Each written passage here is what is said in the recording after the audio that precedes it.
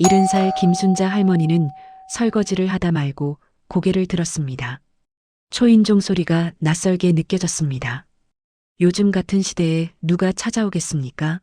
택배도 요즘은 문 앞에 놓고 가는데 말입니다. 누구세요? 할머니가 인터폰 너머로 물었습니다. 화면에 비친 건 20대 초반으로 보이는 젊은 여성이었습니다. 깔끔한 차림에 긴 생머리를 한 낯선 얼굴이었습니다. 할머니, 저 지은이에요. 지은이? 누구? 할머니는 기억을 더듬어 봤지만 그런 이름을 가진 아는 사람이 없었습니다. 경로당 친구들의 손주 중에도 그런 이름은 없었습니다. 할머니의 손녀예요. 이미경 엄마의 딸이에요. 순간 할머니의 손이 떨렸습니다. 이미경. 20년 전 집을 나간 외동딸의 이름이었습니다. 이야기를 시작하기 전에 구독과 좋아요 부탁드립니다. 여러분의 작은 응원이 더 좋은 이야기를 만드는 힘이 됩니다. 서울 성북구의 오래된 빌라. 1980년대에 지어진 3층 건물의 2층에서 김순자 할머니는 혼자 살고 있었습니다. 남편은 10년 전 심장마비로 세상을 떠났고 딸은 그보다 훨씬 전에 집을 나갔습니다. 할머니는 매일 같은 일상을 보냈습니다. 아침 6시에 일어나 혼자 밥을 먹고 근처 경로당에 나가 친구들과 시간을 보내다가 저녁이면 집으로 돌아왔습니다. 거실 벽에는 딸 미경이의 사진이 걸려 있었습니다. 대학교 졸업 사진이었습니다. 환하게 웃고 있는 23살의 미경이. 학사모를 쓰고 활짝 웃던 그 모습이 할머니가 마지막으로 본 딸의 모습이었습니다. 그게 벌써 20년 전 일이었습니다. 잠깐만요. 할머니는 떨리는 손으로 현관문을 열었습니다. 문이 열리자 젊은 여성이 깊게 인사했습니다. 처음 뵙겠습니다, 할머니. 저는 박지은이라고 합니다. 할머니는 지은의 얼굴을 자세히 봤습니다. 어딘가 미경이를 닮은 구석이 있었습니다. 특히 눈매가 딸과 비슷했습니다. 그리고 입술 모양도. 미경이가 보냈니? 할머니의 목소리가 떨렸습니다. 20년 동안 소식이 없던 딸이 드디어 연락을 해온 걸까요? 아니면 이 젊은 여성을 통해서라도 안부를 전하려는 걸까요? 지은은 잠시 망설이다가 고개를 저었습니다. 엄마는 3년 전에 돌아가셨어요. 할머니는 그 자리에 주저앉을 뻔했습니다. 딸이 죽었다고 했습니다. 3년 전에. 뭐라고? 안으로 들어가서 말씀드려도 될까요? 할머니께 꼭 전해드려야 할 것들이 있어서요. 할머니는 비틀거리며 문을 열어주었습니다. 거실로 안내하는 발걸음이 무거웠습니다. 온몸에 힘이 빠져 금방이라도 쓰러질 것 같았습니다. 거실 소파에 앉은 지은은 가방에서 낡은 공책 한 권을 꺼냈습니다. 표지가 바래고 모서리가 달아있는 오래된 일기장 같았습니다. 이게 뭐니? 할머니가 떨리는 목소리로 물었습니다. 엄마의 일기장이에요. 제가 태어나던 해부터 돌아가시기 직전까지 쓰신 거예요. 할머니는 조심스럽게 일기장을 받아들었습니다. 묵직했습니다. 20년이 넘는 시간이 담긴 무게였습니다. 첫 페이지를 펼치는 순간 익숙한 딸의 필체가 보였습니다. 2004년 7월 15일. 오늘 병원에서 확인했다. 임신 3개월. 아기가 내 뱃속에 자라고 있다는 게 믿기지 않는다. 할머니의 눈이 커졌습니다. 아기 아빠는 이미 다른 여자와 결혼했다. 나는 바보였다. 그 사람이 나를 진심으로 사랑한다고 믿었던 내가. 직장 상사였던 그 남자는 처음부터 나를 가지고 놀았던 거였다. 할머니의 손이 떨렸습니다. 어떻게 해야 할까? 엄마 아빠한테 어떻게 말씀드려야 할까? 미혼모가 되는 딸을 보시면 얼마나 실망하실까? 할머니의 눈에서 눈물이 흘러내렸습니다. 20년 전 딸이 왜 집을 나갔는지 이제야 알게 되었습니다. 할머니는 일기장을 넘기지 못하고 그 페이지를 계속 바라봤습니다. 딸의 글씨가 흐려져 보였습니다. 눈물 때문이었습니다. 지은은 조용히 앉아서 할머니가 일기를 읽을 시간을 주었습니다. 서두르지 않았습니다. 20년 동안 알지 못했던 진실을 이제 천천히 알아가도 되었습니다. 할머니는 떨리는 손으로 다음 페이지를 넘겼습니다. 2004년 8월 3일. 오늘 엄마 병원 검사 결과를 들었다는 내용이었습니다. 당뇨병이 심각한 수준이라고, 의료비가 많이 필요하다고 했다고. 할머니는 그날을 기억했습니다. 20년 전 그때 자신은 정말 아팠습니다. 당뇨 합병증으로 큰 수술을 받아야 했습니다. 의료비가 많이 들었고 가정 형편이 어려웠습니다. 일기는 계속되었습니다. 미경은 결심했다고 적었습니다. 이 아이를 낳고 혼자 키우겠다고, 엄마 아빠께 짐이 되고 싶지 않다고, 차라리 자신이 사라지는 게 낫겠다고. 할머니는 충격에 입을 막았습니다. 딸은 자신 때문에 떠난 것이었습니다. 미혼모가 된 자신이 부모님께 짐이 될까봐. 할머니 치료비 때문에 가정 형편이 어려운데 아기까지 낳으면 더 힘들어질까봐. 할머니는 그제야 깨달았습니다. 20년 전 그 어느 날 딸이 갑자기 집을 나간 이유를. 당시 할머니와 남편은 딸을 찾으려 했습니다. 하지만 미경은 연락이 닿지 않았습니다. 핸드폰도 바꿨고 직장도 그만뒀습니다. 친구들에게 물어봐도 아무도 모른다고 했습니다. 할머니는 딸이 자신들을 버리고 떠났다고 생각했습니다. 효도하기 싫어서, 아픈 부모를 돌보기 싫어서 도망친 거라고. 하지만 진실은 정반대였습니다. 딸은 부모를 위해 떠난 것이었습니다. 할머니는 오열했습니다. 온몸이 떨렸습니다. 지은은 할머니 옆에 앉아 조용히 손을 잡아주었습니다. 말은 하지 않았습니다. 그저 함께 있어 주었습니다. 한참을 울고 난 후 할머니는 다시 일기장을 펼쳤습니다. 2004년 9월 20일. 배가 점점 불러오고 있다는 내용이었습니다. 혼자 살 곳을 구했다고. 경기도 어느 작은 도시의 원룸이라고. 임신한 몸으로 일을 구하기 어려웠지만 식당에서 설거지하는 일을 구했다고. 2004년 10월 12일. 오늘 엄마 생각이 많이 났다고. 건강하게 지내고 계실까? 당뇨병 치료는 잘 받고 계실까? 보고 싶다고. 정말 보고 싶다고. 할머니는 가슴이 무너져 내렸습니다. 그때 자신은 딸이 보고 싶다는 것도 모른 채 딸을 원망하고 있었습니다. 2004년 12월 25일. 크리스마스에 딸을 낳았다는 내용이었습니다. 건강한 여자아이. 이름은 지은이라고 지었다고. 엄마가 좋아하시던 동백꽃의 수누리 말이라고. 할머니는 지은을 바라봤습니다. 지은도 할머니를 바라보고 있었습니다. 눈가가 붉었습니다. 할머니는 떨리는 손으로 지은의 얼굴을 쓰다듬었습니다. 미경이가 이렇게 예쁜 아이를 낳았구나. 자신은 손녀가 태어난 것도 모르고 있었구나. 일기장에는 지은이의 성장 과정이 빼곡히 적혀 있었습니다. 2005년 3월 5일. 지은이가 처음으로 엄마라고 불렀다는 내용. 2007년 8월 10일. 지은이가 유치원에 입학했다는 내용. 2010년 3월 14일. 지은이가 초등학교에 입학했다는 날의 일기. 그날 일기에는 특별한 문장이 있었습니다. 오늘 지은이가 초등학교에 입학했다. 입학식에 다른 아이들은 할머니 할아버지와 함께 왔는데 우리는 둘뿐이었다. 지은이가 물었다. 엄마, 나도 할머니 있어?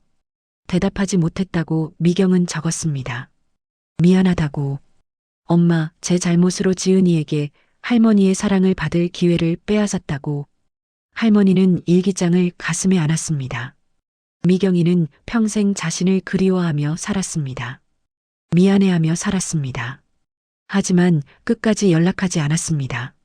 부모님께 짐이 되지 않기 위해서. 할머니는 깨달았습니다. 딸은 한 번도 자신들을 버린 적이 없었다는 것을. 할머니는 일기장을 계속 넘겼습니다. 손가락이 떨려서 페이지를 제대로 넘기기도 어려웠습니다. 2012년 5월 7일. 지은이가 학교에서 상을 받았다는 내용이었습니다. 그림 그리기 대회에서 1등을 했다고. 시상식에 가서 지은이가 상을 받는 모습을 봤다고. 너무 자랑스러웠다고. 하지만 그 뒤에 이어지는 문장이 할머니의 가슴을 아프게 했습니다. 다른 아이들은 가족이 다 왔는데 지은이는 엄마 혼자만 왔다.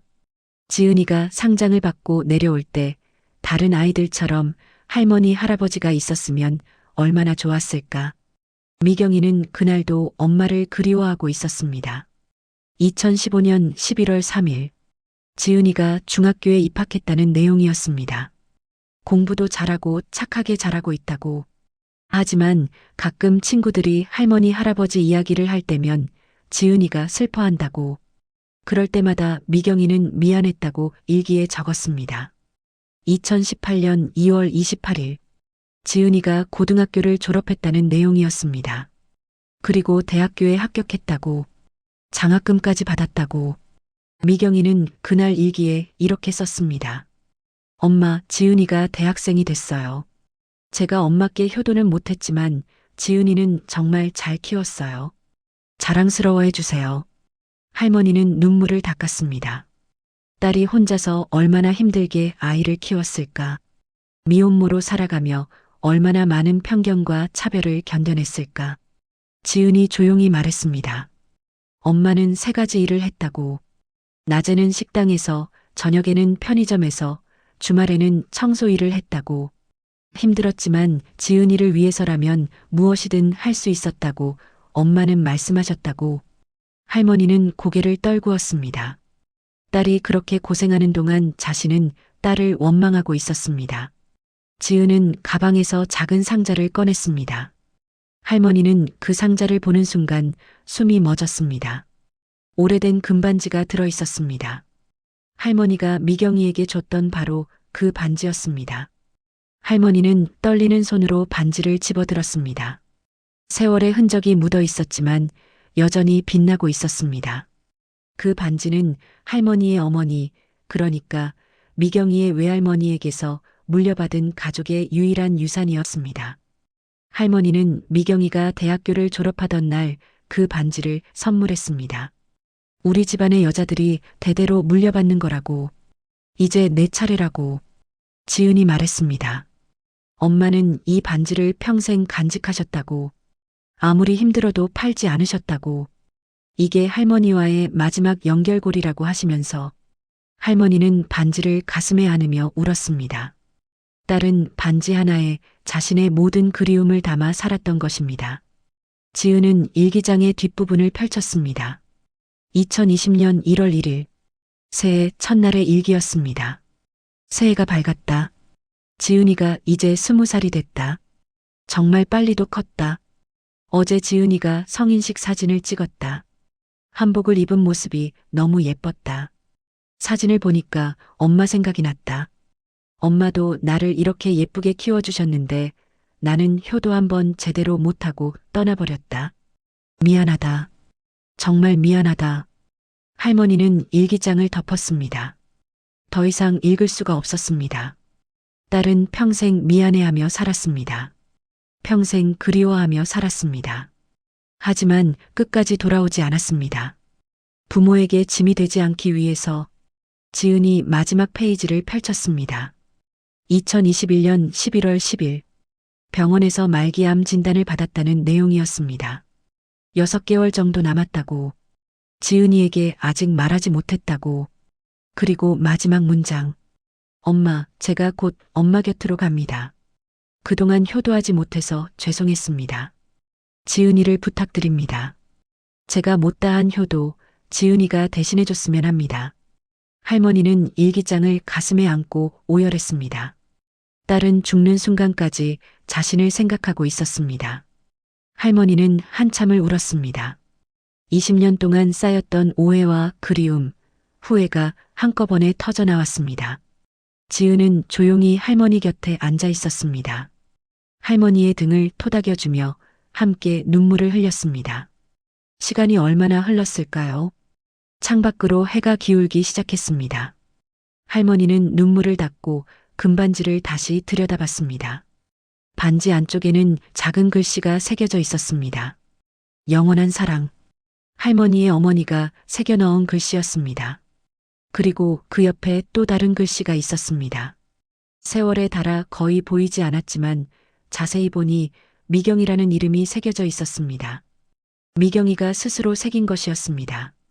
지은이 말했습니다. 엄마는 이 반지를 끼고 사셨다고. 일할 때도 잠잘 때도 절대 빼지 않으셨다고. 이 반지가 할머니와 연결되어 있다고 믿으셨다고. 할머니는 반지를 끼워 보았습니다. 여전히 딱 맞았습니다.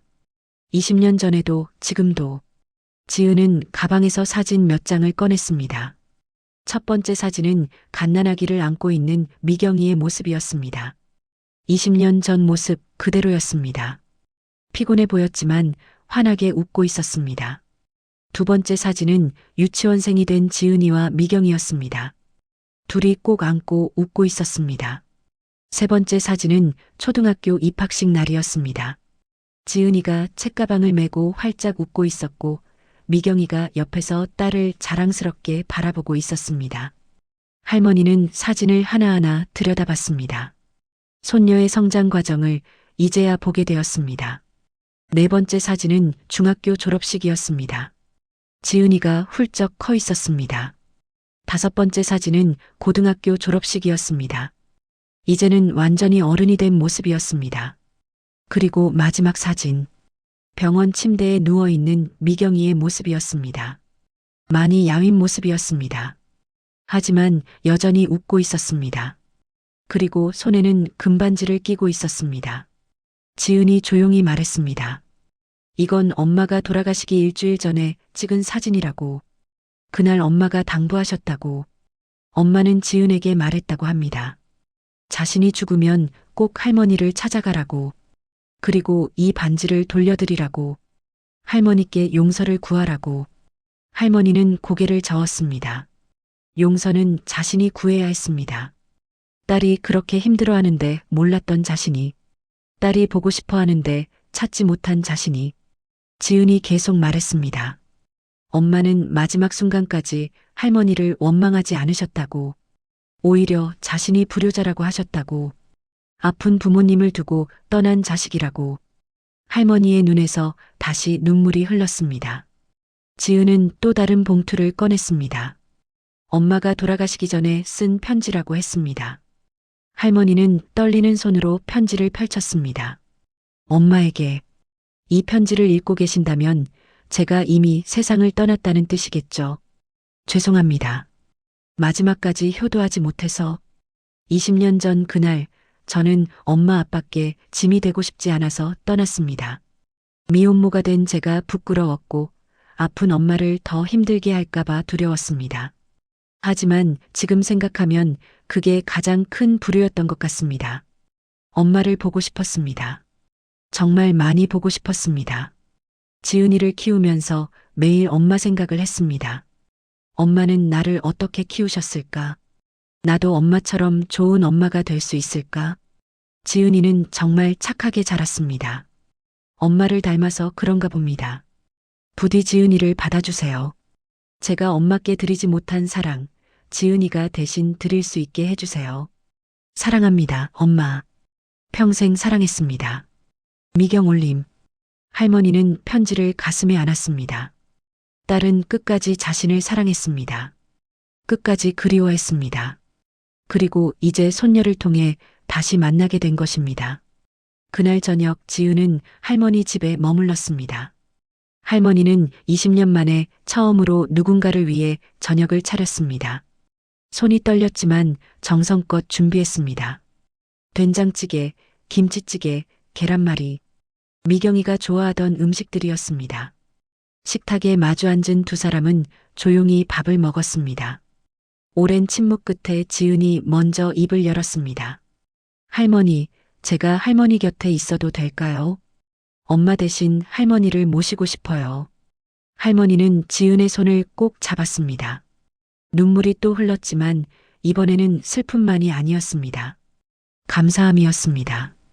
기쁨이었습니다. 그날 밤 할머니는 오랜만에 편히 잠들었습니다. 20년 동안 매일 밤 괴로워하던 악몽 대신 딸과 손녀가 함께 웃는 꿈을 꾸었습니다.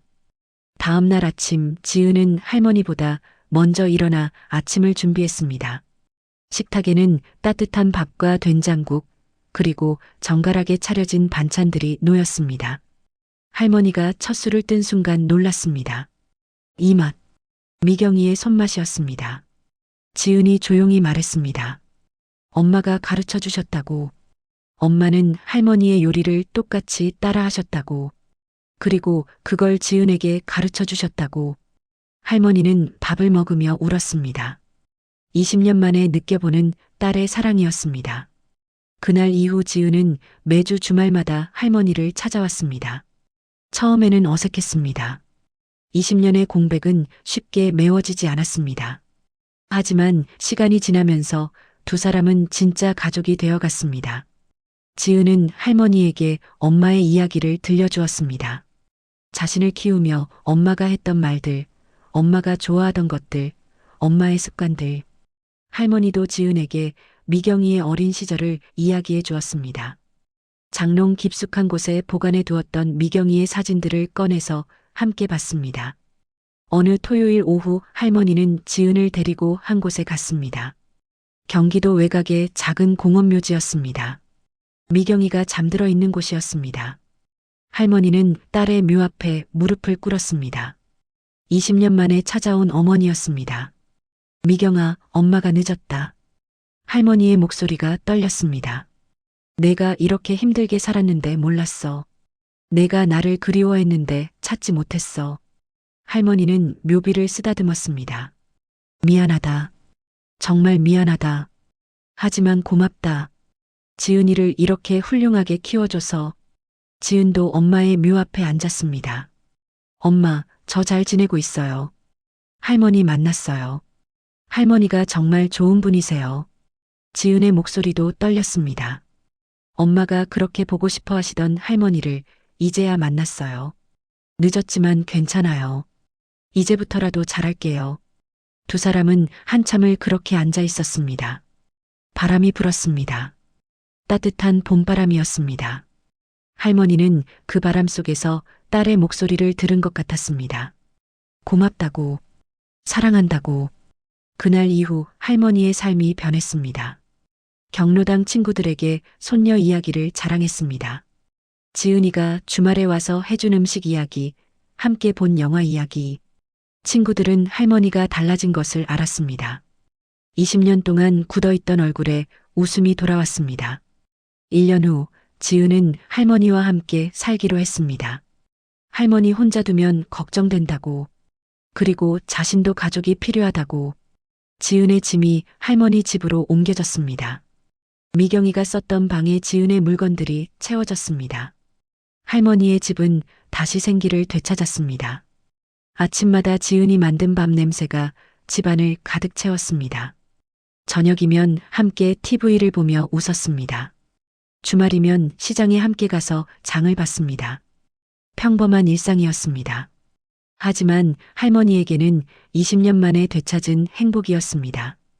어느 일요일 아침 할머니는 지은을 불렀습니다. 그리고 금반지를 꺼내 지은의 손가락에 끼워 주었습니다. 이제 내 차례야. 할머니가 말했습니다. 우리 집안 여자들의 전통이야.